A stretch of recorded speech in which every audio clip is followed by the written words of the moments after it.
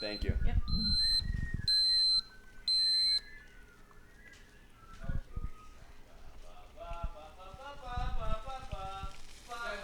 Hi, I say this is the morning podcast with Jacob and Ethan. This is hell.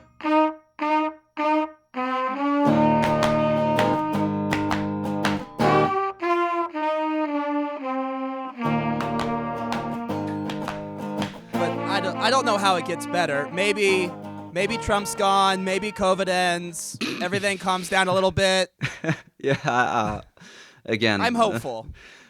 it delights me to see hopeful people. Like I can be hopeful too. Just in a You fool.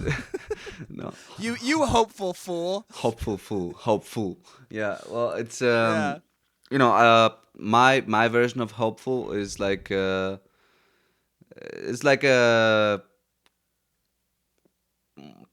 adapt and grow kind of mentality. Like I was hoping for this thing, like for my profession, for my career, to go back to something quite normal, even if that meant, you were there for the final show. Yeah, Here literally in right Prague. before lockdown happened. I went and saw you in Mason Tyhovna. Chayovna. Chayhovna. Yeah. Yes. You have forgotten your well, it's not even Czech. I don't know what is this word. But The shame. yeah. So, do you remember the restrictions? Like, it was ridiculous. We were supposed to have 10 people in the audience, which was it made for quite an emotional show. I remember that I almost cried. It was a really on good stage. concert. It was very good. You guys, Anna was up there. Noah came up. Like it was great. Yeah. It was like a private freaking concert. That was the weird part. It was like such great music, and like I'm just watching it by myself in my armchair. It was wonderful. Yeah, well, and 12 other people or something. But yeah, like it. But it wasn't like what you want to do. It definitely is not economically feasible. Like you're not making money Not off feasible. that. I mean, we made money for a few days. Like, if we had one of that every day, maybe we could live like decent human beings. But yeah, it's definitely not one of the last concerts before that. Like, was on a big stage for like a few thousand of people, and like cheering and being happy and singing along and clapping and screaming and listening and the good stuff. And I was hoping for something like that, even if that meant even smaller things, not necessarily for 10 people again, but whatever, 50 people, but with something to keep the things going, because music requires this fluidity, and it's not easy to do that online. Everything is saturated in a way that scares me right now. Like one of my favorite bands, Bright Eyes. We were talking about them last time. This is how we first connected. Is that we were both Yeah. Bright Eyes Connor Opes fans. So Yeah, and means we're good people or damaged Right, people, right. or a bit of both. And like even they had this reunion after 9 years, ready to conquer the world again. Made this splendiferous new record, which I finally had the chance to listen recently. And is it good? I haven't listened to it yet. dude, it was a bullet through the brain. Like it was Okay. It killed me dead, like in a good way. And at the same time, I think I became instantly more depressed. And I think and- Bright Eyes music will do that. Just period. It's yeah, but like it's different because I was always like one generation after Connor, so seeing his past stories while I'm experiencing my new stories, that was always more relatable in a way, and as depressing and at the same time thought-provoking as it was always something close to home. Now I hear something that blew me away. That was different. It was so mature in a way, and so yeah. sad in another way. So and and then seeing some interviews like similar to what we're doing right now with like crappy webcam image and like technical difficulties and signal breakdowns. I'm like, they didn't play one show together. They made a 10-band like setup. They together. They put together this band, and they were ready to do everything, like to go everywhere, to just spread, preach on, and they didn't have the chance to do it. And the Strokes also made an amazing new record last year. No one talked about that record, even in the States, and that is the adults are talking. The New Abnormal is so freaking good. It's like so good. Like for me, I would say like 2020, Down in the Weeds, when the world once was by Bright Eyes, The New Abnormal by The Strokes, and Punisher by Phoebe Bridgers. I'd say. Oh, I was gonna ask you about Phoebe. Yeah, well, it's I think these three records, they just portrayed the beginning of this wannabe apocalypse that was bestowed upon the planet, and so yeah, hopefully my new record is gonna join like some sort of club of dystopian things we made. Is that kind of where the new record started to come from? Is listening to that stuff last year and thinking about dystopia, or? Well, truth is, I avoided listening to all these albums until I was almost done with the album because I didn't want to get affected. Because I had a feeling that, you know, like Bright Eyes released a new record. Well, it's gonna be something about that. Then I got like it. Somehow I was caught by the Strokes. Like somebody told me, or. Yeah, I think somebody told me, like, you know, the Strokes have a new song or something. I'm like, really? Yeah, they're making a new record. Yeah. And I saw, like, it's The New Abnormal. So, yeah, it made sense that it would have something to do with that. Even though, after all, it doesn't very much. But, yeah, so... Well, and it came out in, like, February before the lockdown started, too. But it's... Not good... March or April? No, Yeah, so it may have come out, but they had finished it. Because I know... Back when you could have big events, they went and played for a Bernie Sanders rally. The Strokes did. Oh. So, and they were playing songs off the record. Yeah. So it was one of those things where they finished it before all this shit happened, but it was a great soundtrack for the mess. Yes, it was. I got into it later because, as I said, I didn't want to get affected, and I was also mind blown in a slightly different way. Not like Bright Eyes, but it was definitely a thing that people should listen nowadays. You know, that's what I keep saying, that this age is missing its soundtrack. And I think finally, maybe, we are beginning to understand the tone that the soundtrack should have. And I don't know if you listen to some of my new songs. That's what we're trying to do with our new sound, with the record. Yeah. I listened to it. It's I noticed the electronic bits. Like, I thought that was interesting, is he's trying to, like, because I listened also to Scarlet Road this week before talking to you, because I needed to go back and listen to that one. And that one was really freaking good. Like, especially the album version of Morning Star, I thought was, like, excellent. Like, my personal favorite of all the stuff you've done, I think, is your album cut of Morning Star. Okay. Yeah. Yeah, I liked it a lot. I liked the structure. You know how you, like, bring the verse back into the chorus? I thought that was very clever. So, yeah, but I was also listening to the new record, and it was interesting to play them both side by side, because it's like, how can I take the sound of... To me, it seemed like you took the sound of Scarlet Road, the horns, it's very lush, and then you took it and you're like, okay, how can we tweak it? How can we make it darker? How can we add some glitches and all that kind of stuff? Yeah, well, we have our producer to thank for that, and because, you know, I just felt so desperate with all this. Like, I was, all of a sudden they told me, yeah, you cannot play concerts, but you can do live streams.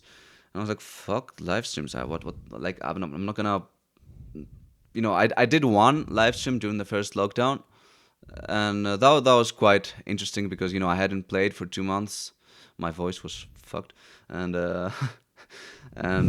yeah, and, you know, many people watched that, and and some of them even paid like a few, like some change, and whatever. It was interesting to do it like once because it was a special occasion of a lockdown that was about to end soon, and also connecting with people who are following my music from different corners of the world that obviously they cannot all join the same concert like ever, but they all were at the live stream.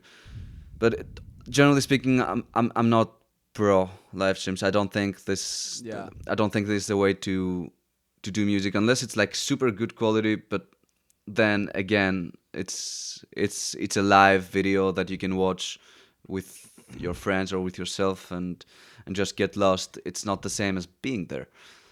It's not the same as a concert. It's like watching a movie. It's not like being at a concert's a different experience. You know, it's seeing the sounds created live. Like somebody can screw up, somebody can change something, somebody can invent in the moment. You know, there's the actual just how you feel at the moment, like who's performing, how they feel. Yeah.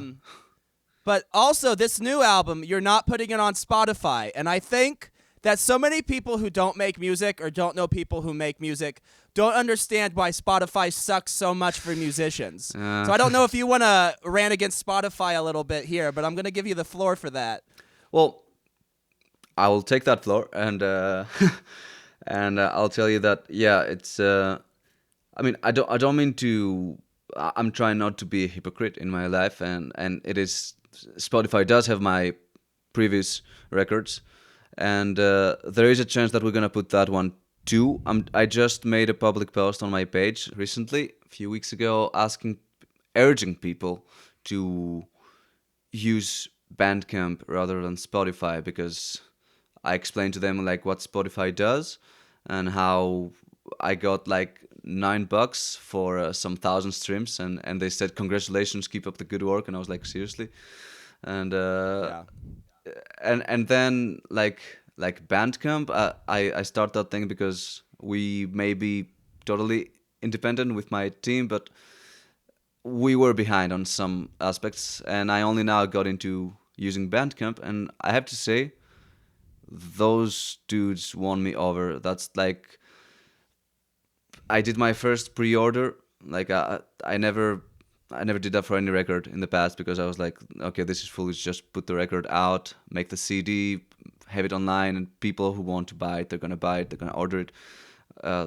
It was also, there were still disc stores back then, so we weren't completely shut down. There were concerts, people were buying the CDs in the concerts, but now we don't have that. So I was like, guys and girls and people of any age, gender, nationality following this thing and enjoying this thing, if you want more of it, we gotta find a way to make it, to preserve it, because Spotify does not do that. It does not do it for me, it does not do it for anyone. Even if you're the biggest superstar, the money you're getting from Spotify is funny compared to what you should be getting as a superstar or as an indie star or as anything.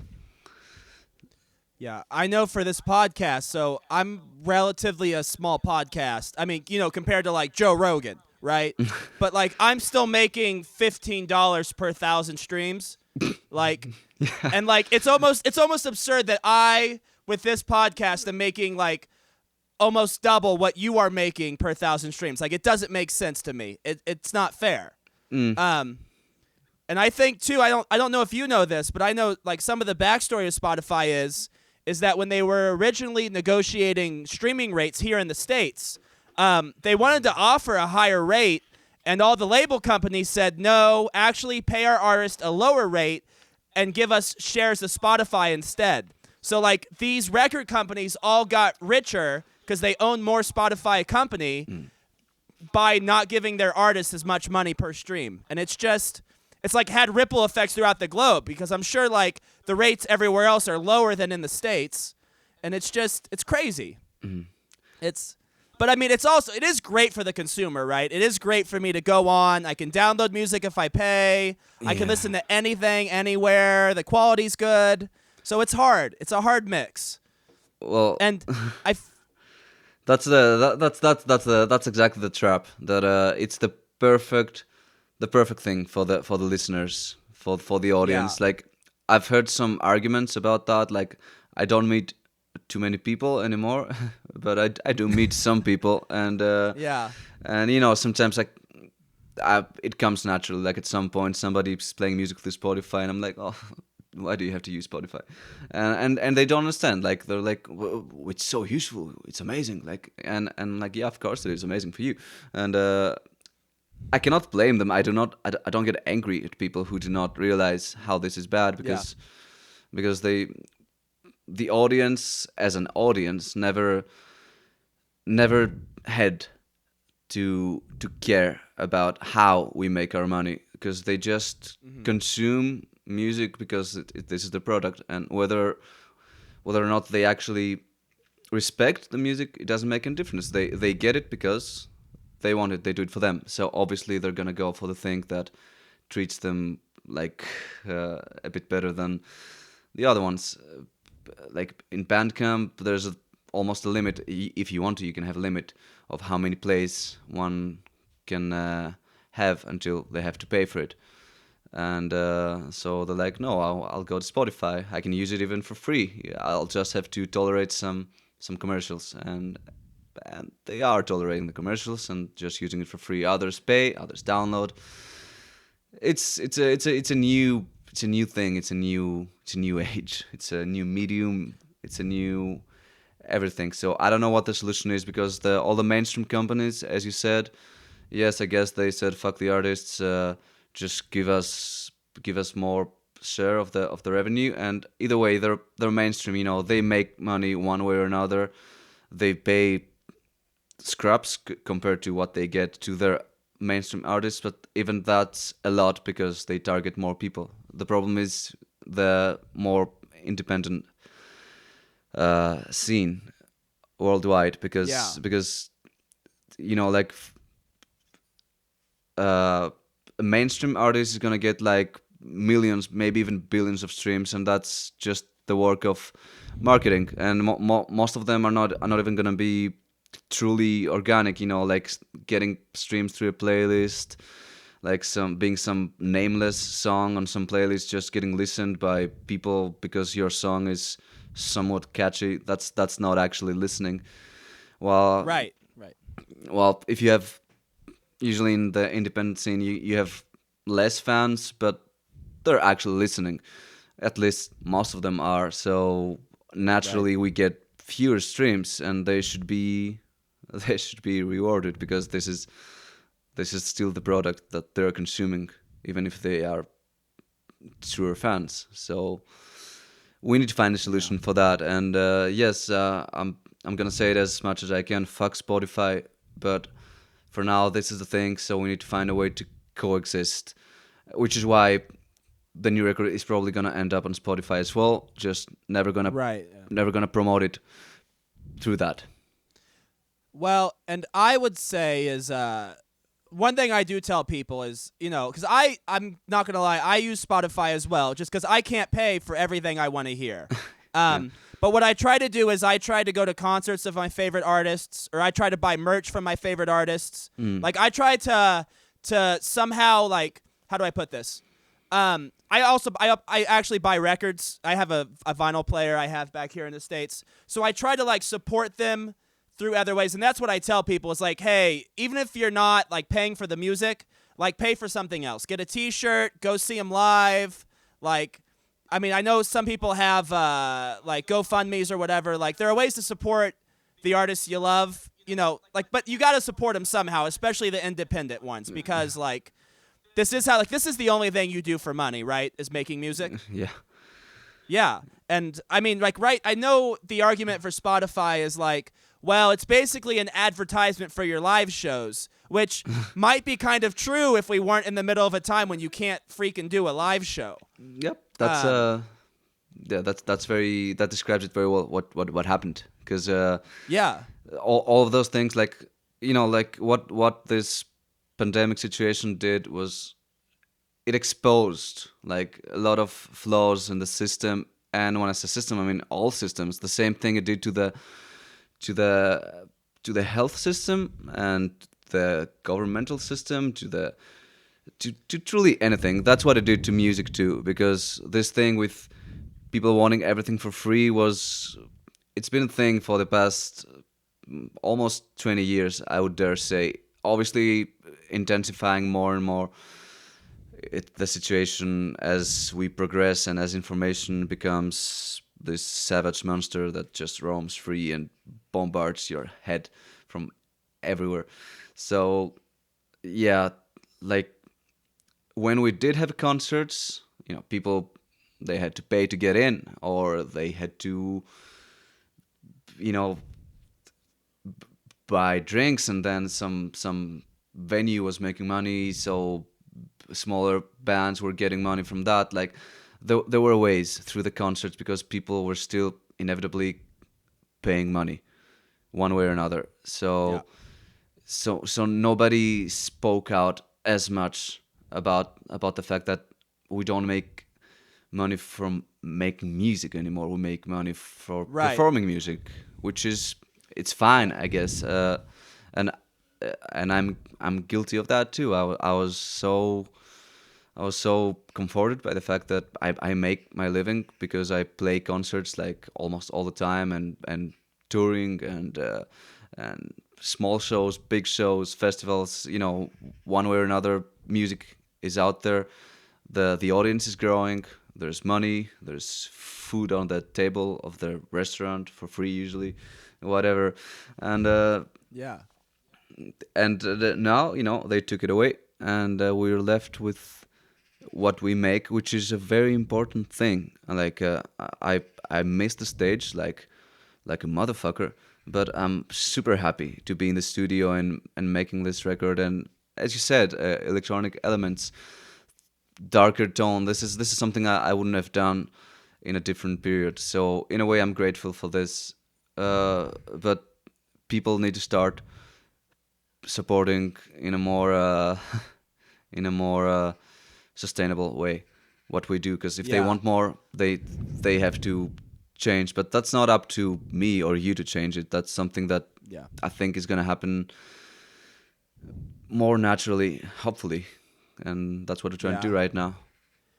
I just think it's worth saying. I you had a great point in there. Like, musicians don't make money from making music anymore. They make money from doing everything else except making music. Yeah. Yeah. It's almost like the music is just an advertisement for the stuff that actually makes you money, Yeah. which is crazy. It is like Yeah. the most money I've made in my life was touring for my first album, which was actually, like it got more listeners through Spotify or some YouTube videos or something than the copies we sold. I mean, yeah, it's crazy. It's a very new thing, and I totally respect certain bands and songwriters who are pushing it more, like they're making like actual vinyl records because they're trying to bring that back, and I respect that, and I wish I was in a position to do that right now, but I'm obsessed with writing a lot, so my songs are too long and my albums are too long for that right now. So we have to go with CDs for now. Yeah. So I just want to make sure we get into this because I'm just been really curious. Like, before we end this thing, is like, what is life on the ground? And because I miss Prague, I'm missing the hell out of Prague right now. I wish I was back there almost, even with all the restrictions. Like, are you able to do like any concerts on the side? Like, are people getting together a little bit? Like, is anybody actually having fun? Well, Like, fun. what's the underground scene there right Well, now? that's the thing we. You can't talk Suffocating. about it if it's underground, I'm sure. Yeah. I'm not trying to Well, get you arrested, we have Thannos. we have done. Yeah, it's okay. I mean, the Czech Republic is the only country that I never had a problem with the police, so we can innovate some ways to change that. Well, there has been a couple of bright exceptions of fun, and even some underground music, I might say, like where I got the chance to perform, but it was only for a few people, and it was like off the book.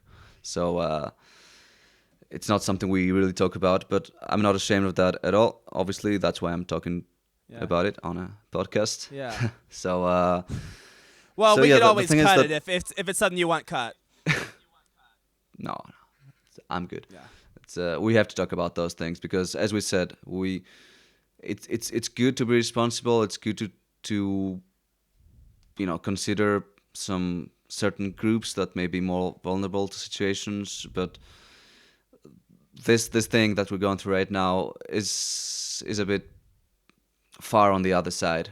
That like there's no regard for certain things anymore, and this is something I cannot accept just like that. Right. So Well, and I think you have to consider whether the cure is worse than the sickness, if that makes sense.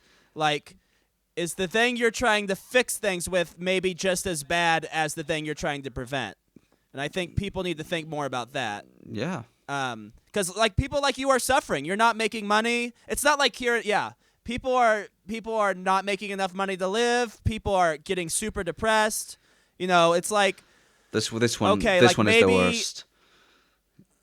Yeah. Like- if you're stuck inside all day, of course you're depressed. Of course. Yeah, like It's- anybody who had a history of mental issues of any sort, they went off the rails with that. That's natural. Yeah. Even people who appear to be completely healthy and okay with themselves, they're not anymore because people lost their jobs. I mean, I'm unlucky enough to lose my main the main aspect of my profession, but I'm also lucky enough to have this small fan base that I really appreciate, that they keep food in my fridge through like those pre-orders they're doing, and I'm super grateful for them, and I'm super grateful to anybody who's gonna join this thing and listen to the new record and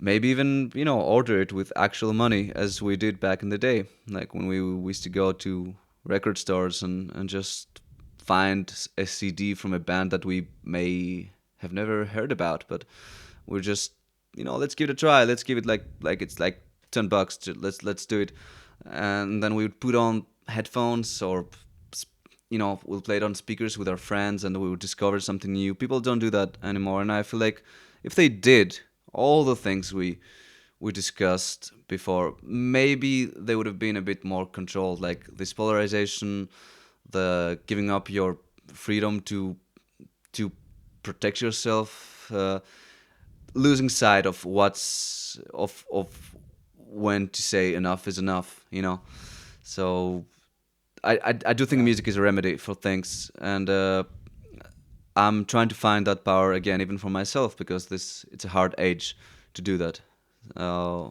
Yeah. It's hard to stay positive. Now, have you been tempted to go back to Greece? Because I think it's worth saying that you are not a Czech. Oh, I'm not. You are yourself a Grecian. Well- Yeah, I think people probably don't know that are listening. So, yeah, you're originally from Greece, right? You and there's a few people from Greece and Prague Well, that all play music. A and few, I don't know. I don't like the Greeks very much. It is true. I grew up in the city of Athens.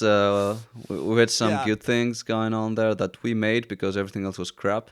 And no, I think that chapter has ended.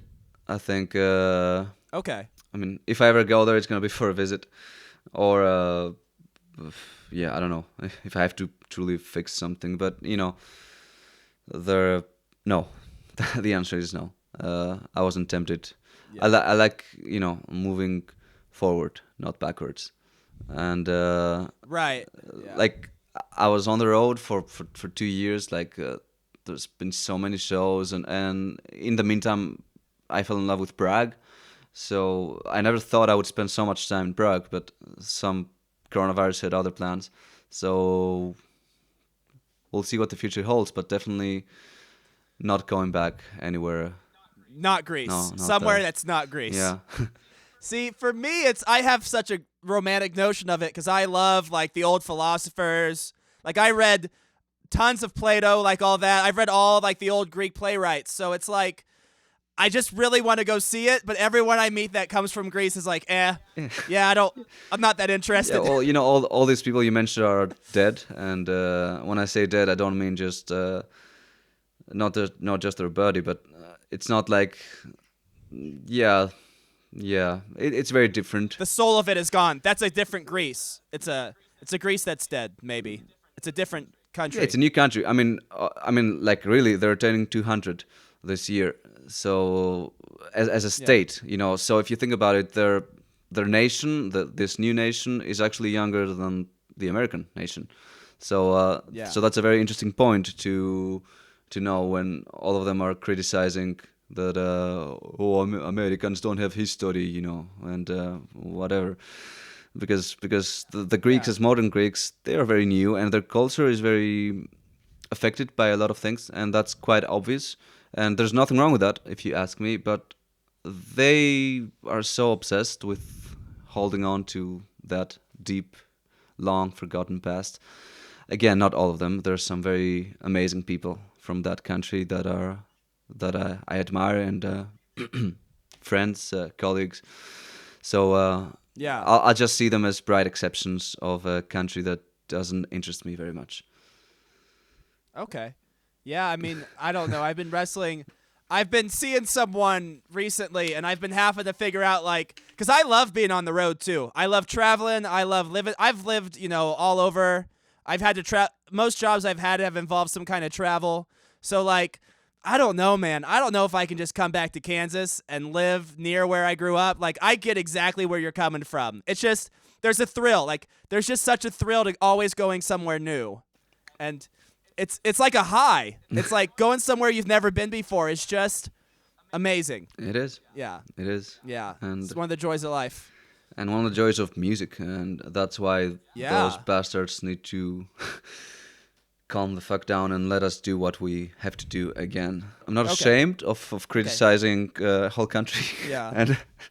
and I mean I think I criticized everyone. I think I talked shit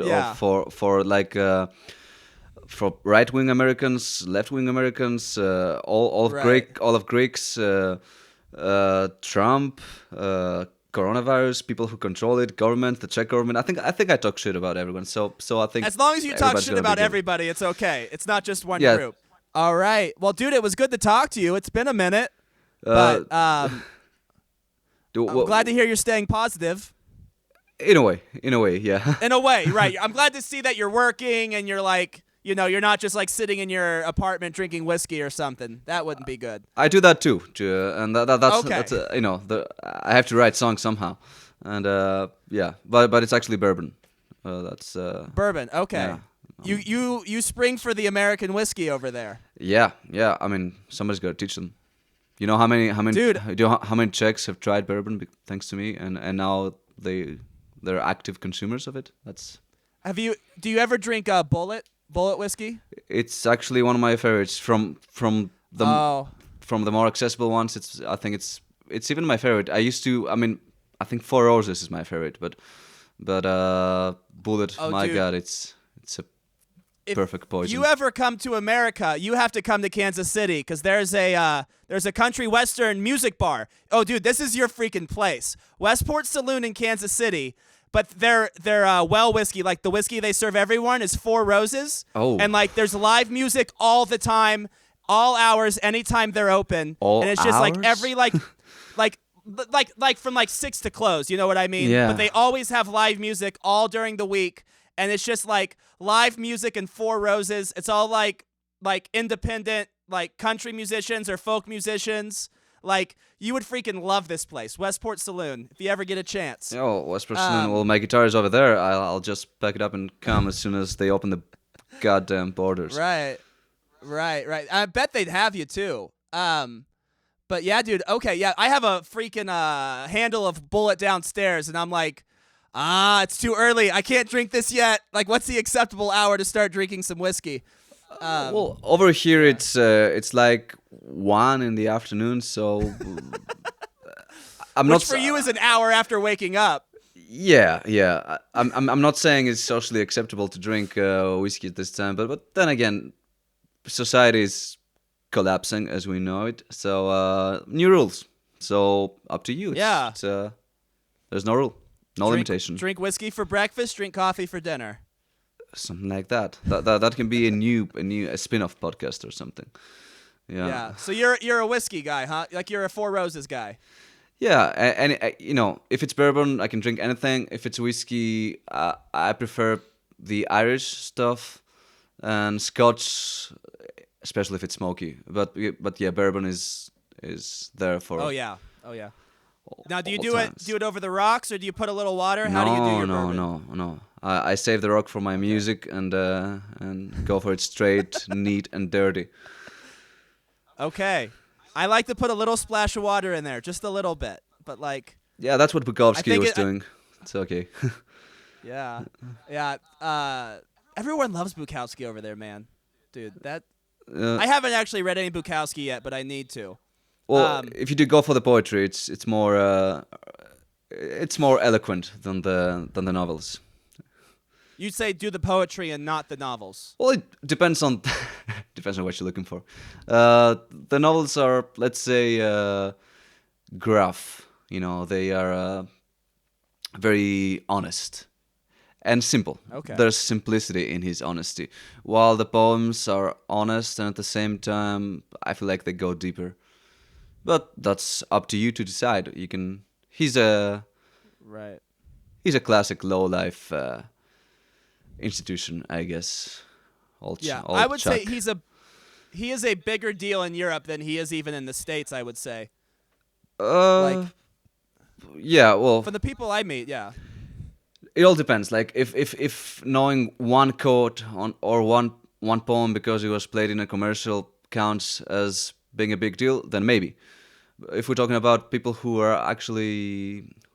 actually dug into it more, then I think it's pretty much the same thing. Like few people everywhere, for all things. Okay, but yeah. but don't mind me. I'm just a cynical bastard sometimes. Yeah. Right. God forbid I should be hopeful. Just messing. But no, yeah, but I feel like people really love the idea of Bukowski over there. Like The they idea, love the idea of yes, him. precisely the idea. That's what they love. Like this dirty old man with dirty old words and nice quotes about how terrible life is and all you can do is get drunk. Yes, they like this idea. They like his face, his big nose, and his acne like marks, and his name. Of course, it sounds very artistic. And some of them, like a small segment of them, actually appreciate his works. And I have to say, I do appreciate some of his works, especially the poetry. And the books were there for me in a time where it seemed like they fit to be there for me. Yeah. Yeah, and I also feel like that's the kind of American most Europeans know. Like the American who stays there tends to like start looking like Bukowski. Oh. Start acting like Bukowski Well, you know, a little bit. you know, the booze is it's treated very differently here in Europe, and I think that's especially places like the Czech Republic, it's much easier to end up an alcoholic over here. I mean, I guess. Yeah. Yeah, it's weird. There's just so much shame with it in the States. I feel like there's still even shame about drinking like today. And I think that like almost makes it worse for some alcoholics over here because they feel bad about it and that makes them drink more kind of thing. Yeah. Well, growing up in Athens with surrounded by, I mean, obviously my family who was very mixed either way, but also seeing how the Greeks acted, it's very similar to the States. Like, you know, like New Greece is like an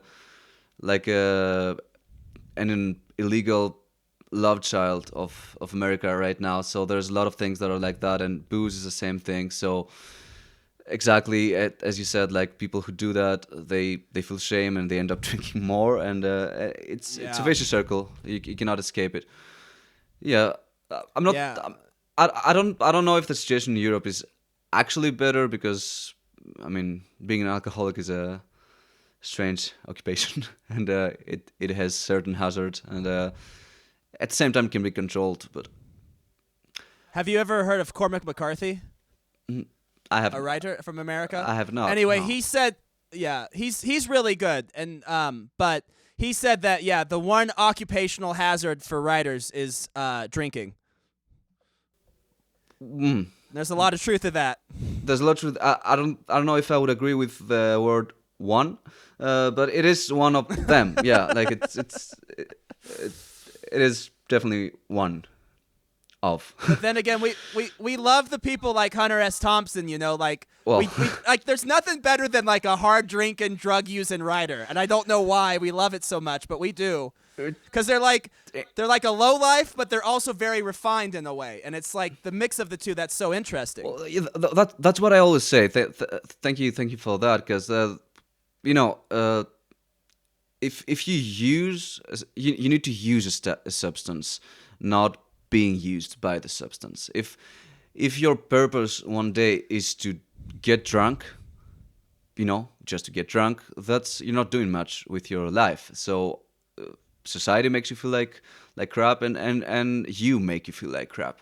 Then if you get shit-faced, if you get fucked up, and then you write a song, or you write a book, or you write something, then all of a sudden that state that you had to find yourself in had meaning, and society retrieves that meaning, and it's like, oh, that person just used this condition to create something, and you don't know at the end of the day, is it an excuse? Is it actually a creative lubricant, as I like to say it? You never know.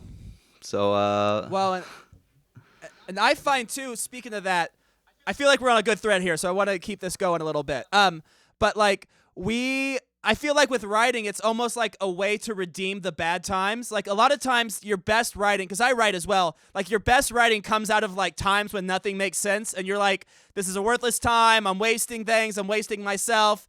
And then like a few months later, you're like, oh wait, like some actually like good raw material came out of this time.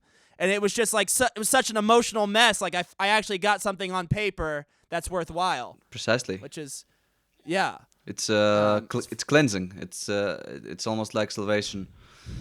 It kind of rectifies anything gruesome or bad, or anything that might have happened. Like this whole thing the past year. It's been a freak show. It's been a very mean roller coaster that doesn't even give you the adrenaline kick. Like it's just no. Like you're about to move, no. You're about to do something, no. You're about to say something, no. Like there's a lot of this, no. Like some kids from more strict families. This has been the situation, and even from that, like people, as we said, lost their jobs. I lost something very important, many important things. I lost the road, I lost concerts, and what I just finished writing and about to release now is one of the best things I've done. I love it. It's distraction has certain merits when it comes to creation, when it comes to artistic expression, let's say. Not everything needs to always make sense, and it's not always a bad thing if things stop making sense for a little while. Yeah, and see, now I was hopeful for a change. So yeah, holy shit, we got a hopeful comment on the podcast. And now for a song off of Thannos' new record, Clean Slate Planet. Now available for order on Bandcamp. Or if you're interested, you can go check out his back catalog on Spotify.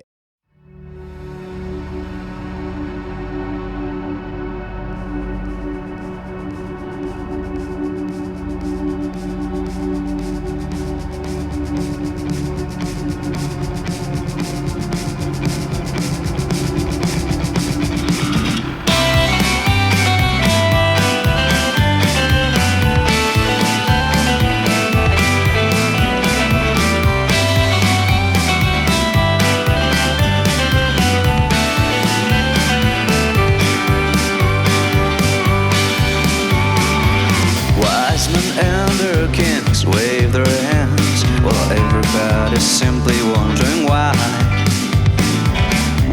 the good old life lies in black and white. Must be one more sign of the goddamn times.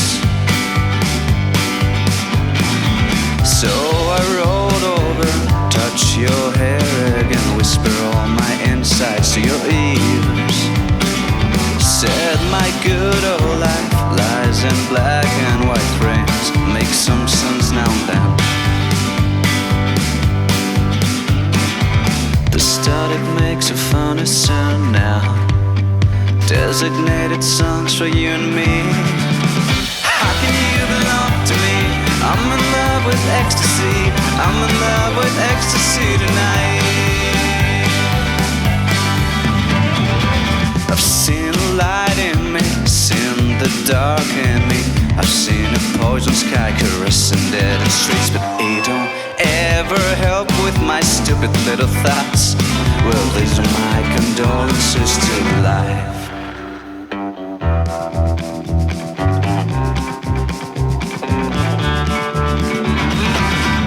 My reason you exist here.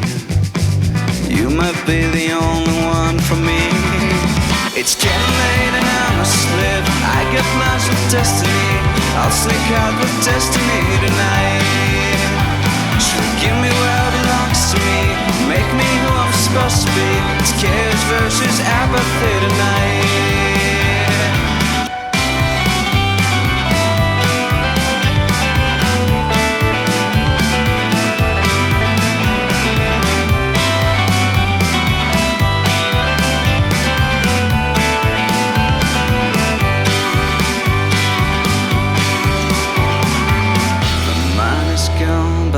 Feeling remains like a slithering cry all over the space. And I'm spilling my cats and confide the street in a form of bleak promises that couldn't be true.